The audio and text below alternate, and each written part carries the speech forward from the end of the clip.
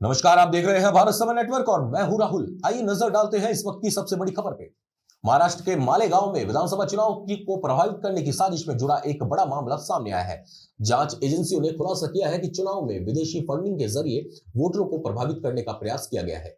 यह मामला न केवल चुनावी प्रक्रिया की शुचिता पर सवाल खड़े करता है, बल्कि इससे बाहरी हस्तक्षेप का भी गंभीर संकेत मिलता है। जी हां, हम बात कर रहे हैं महाराष्ट्र में विधानसभा चुनाव को लेकर सामने आए एक बड़े खुलासे के बारे में, जिसमें विदेशी फंडिंग के जरिए वोटिंग को प्रभावित करने की साजिश का मामला सामने आया है।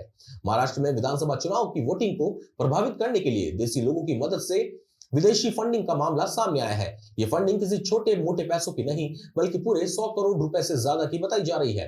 यह चौंकाने वाला खुलासा पुलिस और जांच एजेंसियों ने किया है। इसी सिलसिले में अब मालेगांव में वोट जिहाद के खिलाफ ईडी की बड़ी कार्रवाई हुई है। जानकारी के अनुसार ईडी को शिकायत मिली थी कि मालेगांव के सिराज अहमद ने इस पूरे कांड में मास्टरमाइंड की भूमिका निभाई है।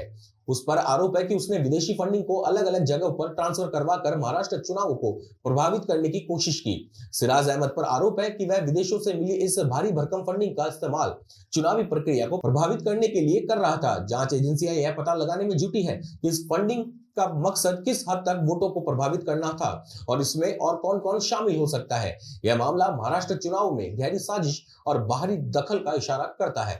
इस प्रकार की गतिविधियों पर चुनाव आयोग का सख्त नियम है कि किसी भी राजनीतिक दल या व्यक्ति को धर्म के आधार पर वोट मांगने की अनुमति नहीं है। अगर ये आरोप सही साबित होते हैं तो आरोपियों पर कानूनी कार्रवाई भी की जा सकती है।